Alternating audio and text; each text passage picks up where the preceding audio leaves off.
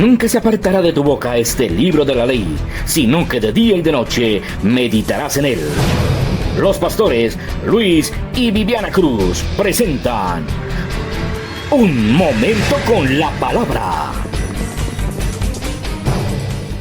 Bandera y te defenderá. Amén. Y hoy vamos a colocar un cimiento de oración en la palabra.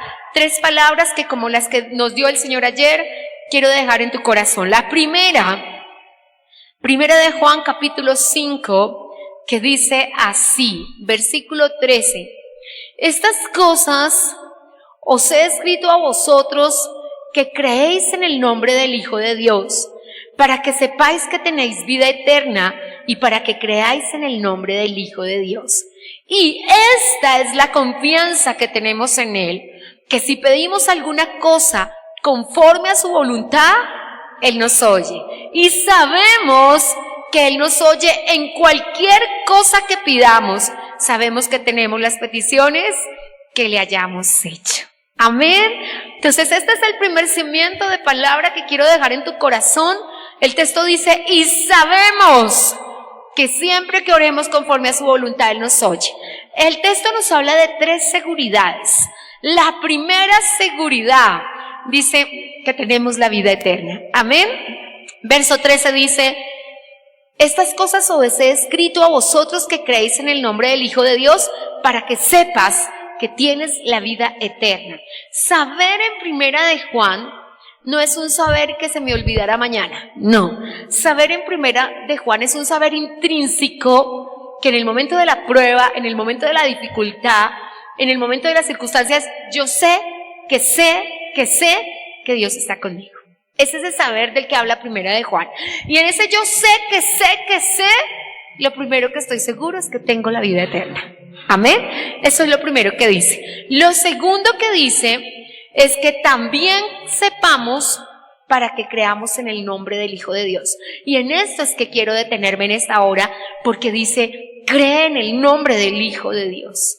Nosotros no vamos en oración por lástima, nosotros no vamos en oración por pesar, nosotros no vamos en oración por lo que está pasando, sino por los méritos del Señor Jesucristo. Y solamente por lo que Jesús hizo en la cruz, nuestros hijos serán defendidos hoy. Amén. Quiero darte esa seguridad. Entonces tenemos la primera seguridad, que es la vida eterna.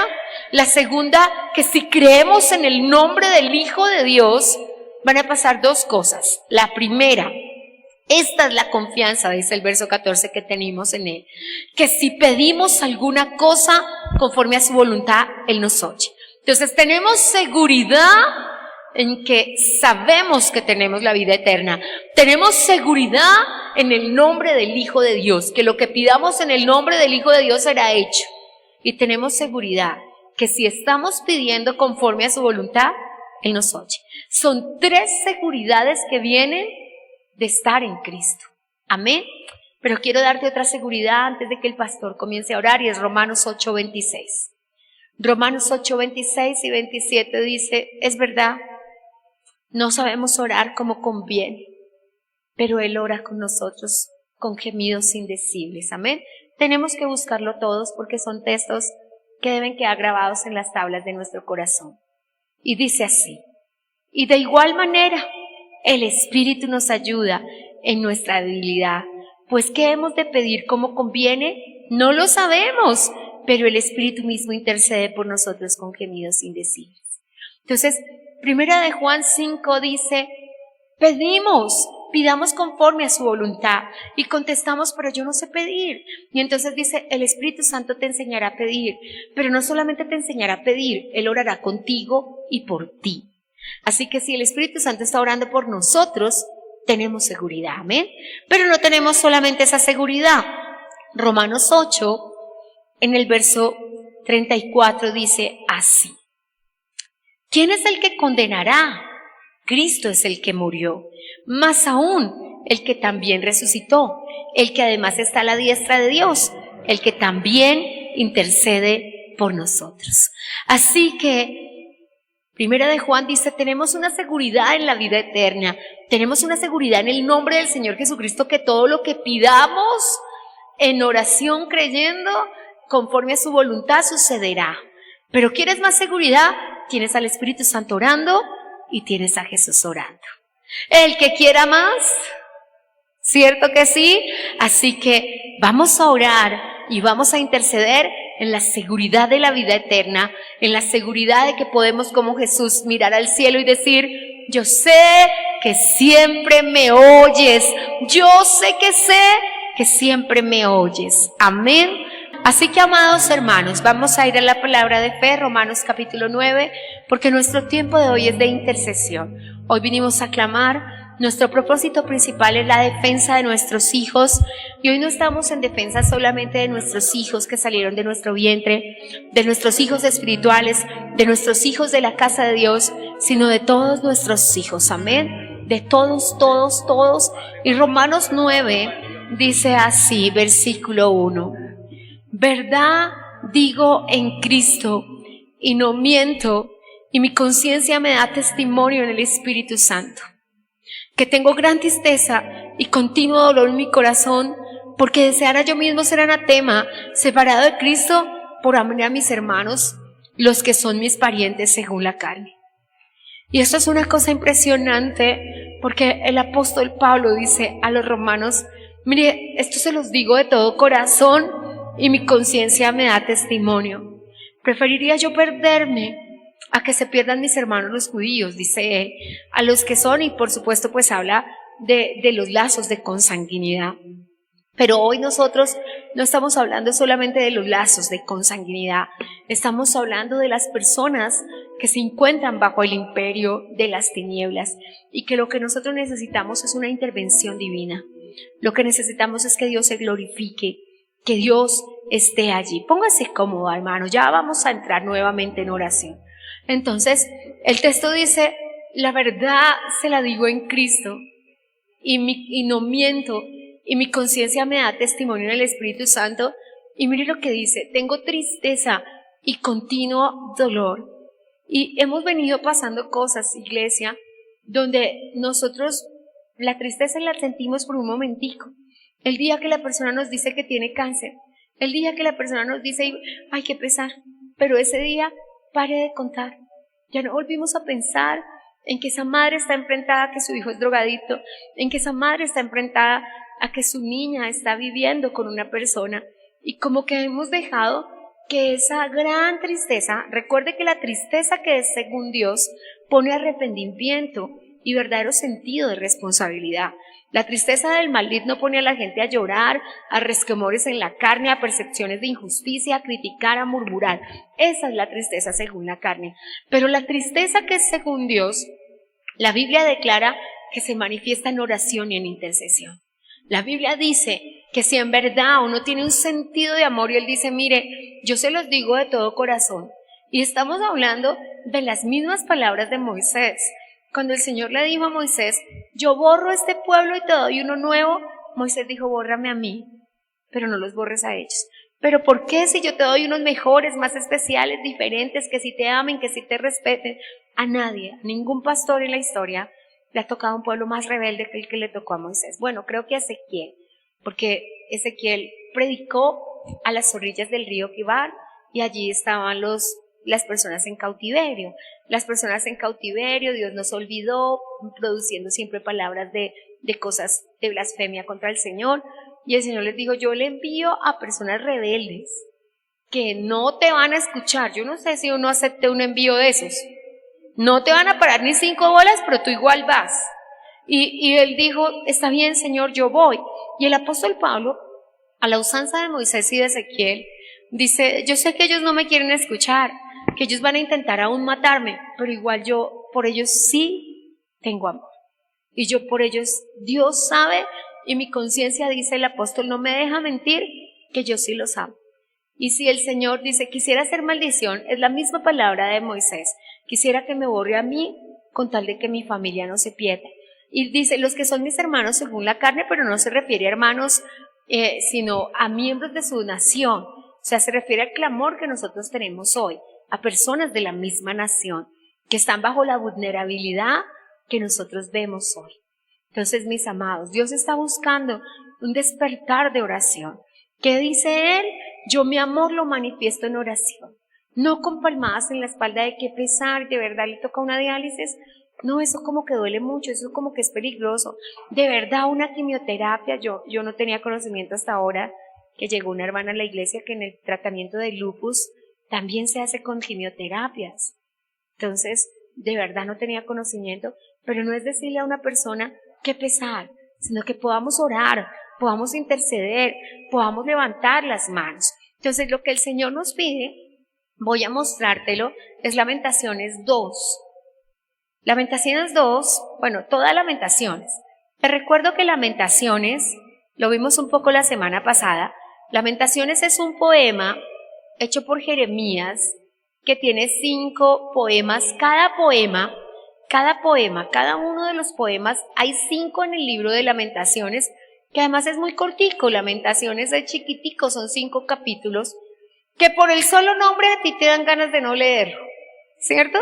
Es de esos libros que tú dices, te aseguro que tú estás leyendo a Jeremías. Bueno, mi esposo es un gran lector de Jeremías, le encanta, y a mí a Jeremías hasta lo paso, ¿cierto? Pero cuando tú dices Lamentaciones, como que, ay Señor, háblame en otro lugar. Pero Lamentaciones es una pastora y han hecho cosas bonitas con eso y han puesto Viviana y es muy lindo y yo los tengo en mi oficina porque es muy gratificante. Pues este acróstico es para Dios y utiliza las 22 letras del alfabeto hebreo. Igual, el Salmo 119 es un acróstico muy largo que con las 22 letras hace todo un poema bellísimo. Yo estoy a la tarea de aprenderme el Salmo 119, tarea difícil. Y opté por esas partes, opté por tomar el aleph, el bet y cada una de la letra y leer cada una y recordarla. Pero quiero decirle, además de ayuda didáctica y consejo para ti, es maravilloso. Cada letra dice algo en lo que va a cambiar tu vida para siempre. Pues eso hizo Jeremías en Lamentaciones. Lamentaciones describe el tiempo de la cautividad, el tiempo de hoy y de ahora, cuando nuestros niños fueron llevados cautivos. Nadie, bueno, las mujeres dirían yo, pero nadie ha sido más atacado en nuestra sociedad que los niños. Los niños tienen una defensa hace menos de 50 años. Y las instituciones gubernamentales que se ocupan de los niños tratan a los niños como algunos padres que abandonaron a sus hijos. Tratan a los niños como pollitos, es decir, que les echan maíz y nada más. ¿Qué necesita un niño de África? ¿Un pozo? Hagamos un pozo allá, pero nadie va a hablar con ese niño en África. ¿Qué necesitan los niños en Kenia? Un poquitico de harina. Llegamos al extremo de tal deshumanización que para que los niños no tumbaran el avión, la harina era echada desde los aviones a la tierra, tirada. Es decir, que la arena se mezclaba con la tierra y los niños al coger como los pollitos cuando voltean el maíz, comen el maíz con la tierra. Entonces, no hemos tenido una cultura de amor por los niños. De hecho, las culturas antiguas pasaban a sus niños por el fuego, es decir, quemaban los niños. Y siempre que se ha tocado un tropito de batalla, de hecho, es nuevo lo que ha pasado. Y quien ha cambiado la historia de los niños es la Iglesia de Jesucristo. En los diferentes avivamientos, hombres como Joyce Meyer, como Anne, una mujer que fue a India, Carmichael se llama ella, que colocaron orfanatos en India, que colocaron orfanatos en Londres, pero siempre, siempre el pueblo vulnerado en las guerras. No vayamos 200 años atrás, vayamos a Ucrania y veamos a los niños siendo tirados por el muro al otro lado. Niños que hoy, ¿dónde están? En diferentes. ¿Recuerdas una periodista llevándose a una niña para Chile? Eso es lo que ha pasado siempre con nuestros niños. Entonces, ¿qué es lo que dice el Señor en su palabra? Que debemos levantarnos. Antes, mire, cuando se hizo la conquista, no sé cómo llamar ese concepto de Iberoamérica, hablando de México, que fue conquistado por España, como nosotros, pero también con Portugal, los niños eran llevados a las minas de oro que habían en California y los niños menores de 5 años hacían esa trabajo. Y no vayamos más lejos, vamos a 1800, cuando en Londres En las fábricas, recuerde que cuando no existía el combustible que utilizamos hoy, se hacían lámparas con aceite de tiburón. Los niños eran llevados a los barcos y los niños fabricaban esas lámparas. Así que durante toda la época, y queremos ir más allá, vamos a Faraón, diciendo echemos los niños al río. Queremos venir al tiempo de Jesucristo, vamos a Herodes, diciendo los niños menores de 2 años tienen que ser asesinados. Y tenemos hoy a cientos de personas creando leyes para abortar a los niños. Así que toda la vida el enemigo ha perseguido a los niños porque de los niños es el reino de los cielos. Y básicamente porque nuestro Dios ama a los niños. Entonces hoy tenemos a padres que impiden que los niños vengan a la iglesia. Imaginémonos eso. ¿Por qué no yo hoy no voy a ir a culto? Y los niños, mami, por favor llévame, mami, yo quiero ir. Porque los niños aman las cosas del Señor. Y los padres no piensan en eso, piensan en ellos mismos. Por eso Pablo se para y les dice, mire, mi conciencia me da testimonio que yo vivo en continua tristeza por las personas que son de mi sangre, por los judíos. Y lo que esperamos hoy, que sabes por lo que estamos orando, que sabes por lo que estamos clamando en nuestra Colombia, que tengamos profunda tristeza por nuestra nación. Que tengamos profundo dolor por nuestra nación, porque nadie puede tocar los niños de Dios y vivir para contarlo. Todas las cosas que se hagan contra los niños tendrán tremendas consecuencias en el reino de los cielos. Pero es nuestra nación, aquí vivimos, la amamos. Tenemos niños en La Guajira en desnutrición, a nosotros no nos toca ir al África para ver niños pasando hambre. Tenemos niños en las zonas vulnerables, en el Bronx de Bogotá, vendiéndose, niños pequeñitos. Niños que ya están trabajando en la prostitución. Hace unos 2 años estuve en Bogotá y me fue muy vulnerable el corazón por ver prostitutas ancianas, por ver señoras de 80 años en prostitución. Se me rompió el corazón porque dije, ¿cómo ancianas pueden estar en esto? Pero independientemente de la vida que hayan llevado, me parece tremendo cuando son niños. Y hoy tuvimos que ir a una cita médica con mi esposo y entramos por uno de los barrios difíciles de Bogotá. Y allí estaban en todas las zonas rosas del sur, las llamaremos así porque no son zonas de discotecas o de bares, niños entre 10 y 15 años drogados. O sea, lo que estamos viendo es algo terrible contra la niñez. Ahora, lo que nos están pidiendo desde organismos legislativos, desde leyes, es que nosotros no podamos opinar nunca más. Esta ley del libre desarrollo de la personalidad tiene 2 caras. Porque nosotros tenemos que entender que nosotros hemos dejado de desarrollar la personalidad de nuestros niños en la sanidad del Espíritu de Dios. Pero si los niños no necesitaran papá y mamá, Dios simplemente había permitido que toda la creación naciera como nació Adán y Eva, si no necesitáramos papá y mamá. Pero así como es de vulnerable el bebé, así como es de vulnerable el niño menor de 5 años, es de vulnerable el niño de 5 a 10 años y de 10 a 15. Así que necesitamos entender. Cuando atendí en consejería a 2 niños abusados sexualmente, que además me parecía un crimen con nuestra ciudad, porque abusó de ellos un hombre que acababa de salir de la cárcel por violación de niños y que además había pasado más de 20 años en la cárcel y sale después de 20 años a buscar a los primeros niños. Cuando los atendí, les pregunté a los niños por qué aceptaron ir con él a otra ciudad. Porque él los llevaba al pantano de Vargas, o sea, a Paipa, a abusar de ellos siendo niños de un colegio de esta ciudad y en esta ciudad. Y los niños decían porque querían que nos regalaran una bicicleta. Porque así viven nuestros niños, así de inocentes, de ingenuos y de santos son nuestros niños. Hace pocos días un joven que va haciendo videos por las ciudades hizo que una niña, nuevamente una vendedora de flores, se subiera a su camioneta. Y después la regañaba, ¿por qué confiaste en mí? Pudiera no ser yo, pudiera ser una persona mala. Pero así de ingenuos son nuestros niños hasta ahora.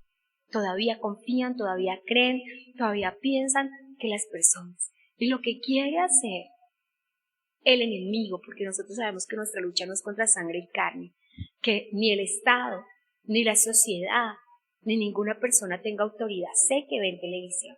Yo no lo vi, pero vi aparte de Séptimo Día este domingo, como los profesores decían que ya no le pueden decir absolutamente nada a un niño que perdimos toda autoridad, que si ellos le dicen a un niño no te portes mal, entonces van a ser echados de los colegios, porque a este punto llegamos, a este punto llegamos. Y todavía no existían las leyes que están corriendo ahora, que ningún profesor que pasó toda su vida tratando de entrar al magisterio le va a decir la verdad a un niño porque no va a perder su trabajo. Y yo bendigo a los profesores y los amo, pero sé que en este momento la gente está cuidando su pan y tiene su pan seguro y no lo va a perder. Así que necesitamos que la iglesia se despierte y se levante, y que la iglesia entienda que las armas de nuestra milicia no son carnales, que mientras estas leyes pasan y la gente celebra que nosotros no podamos convertir a las personas, nosotros lloramos porque simplemente es lo que dice la Biblia. Entonces, el entorno de Lamentaciones, y vamos a ver el poema número 2, es cuando los pueblos enemigos están cogiendo a los niños y estrellándolos contra las paredes. Esta es una cosa, porque no lo has visto con tus ojos, no lo sabes, pero Yolima y yo y otros hermanos de la fundación lo hemos visto. Nosotros tuvimos en la fundación una niña drogadicta que estrellaba a un bebé contra las paredes. Y eso, cuando lo ves con tus ojos, eso es otra cosa. Tuvimos un señor que murió de una sobredosis, que vestíamos a los niños aquí y él lo vestía en la calle para vender la ropita del niño. Optamos por darle al niño la ropa nueva, pero la lavábamos. Creo que también fue Yoli la que me dio la idea para que él no la vendiera, porque nos desvestía el niño en la propia puerta hasta 5 quitos para vender cada cosa del niño. Entonces, estrellar a los niños como lo hacían en Lamentaciones de parte física y estrellarlos hoy, son diferentes estrelladas, pero todos son estrelladas. Entonces necesitamos ver qué dice Lamentaciones, que hay una sola solución, hay una sola solución. Podemos pararnos allí frente a la Cámara de Representantes y al Senado con una cacerola y decir no estamos de acuerdo y no vamos a hacer absolutamente nada. Pero podemos, mira lo que dice Lamentaciones 2:19. Dice, levántate, da voces en la noche, al comenzar las vigilias. Derrama como agua tu corazón ante la presencia del Señor. Alza tus manos a Él implorando la vida de tus pequeñitos que desfallecen de hambre en las entradas de todas las calles. Entonces, la invitación del Señor es que demos la batalla correcta, estemos en guardia. Lamentaciones 2, versículo 19. Perdóneme, casi todos conocemos ese texto y lo sabemos de memoria, porque desde que lo encontré, yo creo que hace unos 15 años, con él nació el clamor por los hijos y la defensa de los hijos que tenemos hoy. Y es necesario, iglesia. Bueno, la invitación primera es levántese, levántese. El que tiene que luchar por sus hijos es usted, esfuércese usted. Dice, al comenzar las vigilias, la invitación que nos hace es la misma invitación del Salmo 34. Bienaventurados los que van a la casa de Dios por las noches. Es al culto de las 6 de la tarde. Y yo siempre le digo a todos, el culto de las 6 de la tarde es el culto de los hijos, porque así está escrito. Al comenzar la vigilia, las vigilias comienzan a las 6 de la tarde, dice, y grite, y dé voces, y derrame su corazón como agua por la vida de sus pequeñitos. No le da pesar que están aguantando hambre, toteados. Bueno, recuerda que Jerusalén estaba sitiada antes de caer por completo, Nabuzaradón la había encerrado, y ya no había comida y las personas se comían a sus propios hijos. Las culturas antropófagas que se han comido a los niños no han sido solamente las culturas africanas, también hay personas, comunidades indígenas. Recuerdo este depredador de una comunidad indígena que había violado a todas las niñas de todas las generaciones de una de nuestras comunidades del sur del país, y lo mostraban en las noticias y le pegaban con unas hierbas y decían, ya casi voy a ser libre, pero seguía violando a las niñas de la siguiente generación en un resguardo indígena que tenía su propia legislación y nadie podía ir a sacar las niñas de allá.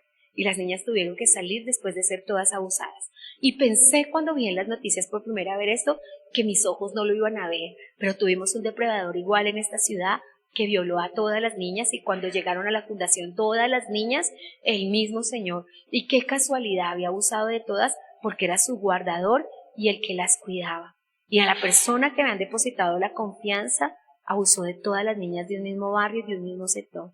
Necesitamos entender que no se trata de ir con la policía, no se trata de ir con las demandas, que si correspondiera hacerlo, debiéramos hacerlo, sino que se trata de ir a la casa de Dios, arrodillarnos y levantar nuestras manos y suplicar como hemos hecho hoy, que además agradezco la atención de todos y el amor de todos por la vida de nuestros pequeñitos. Es lo que podemos hacer. Más que cacerolas, más que sartenes, más que marchas. Bueno, cuando tuvimos que hacer una marcha, como ahora, ayer sabía en el periódico El Tiempo y en El Espectador, Vivian tiene una columna, Vivian Morales, diciendo, ¿vamos a permitir esto? ¿Vamos a permitir que estas leyes nos quiten la patria potestad de nuestros hijos? Y sé que hay más personas moviéndose en el universo. Yo he clamado a Dios por una cifra, por una FUA, que digan, no mataremos los niños, nosotros no vamos a participar en eso.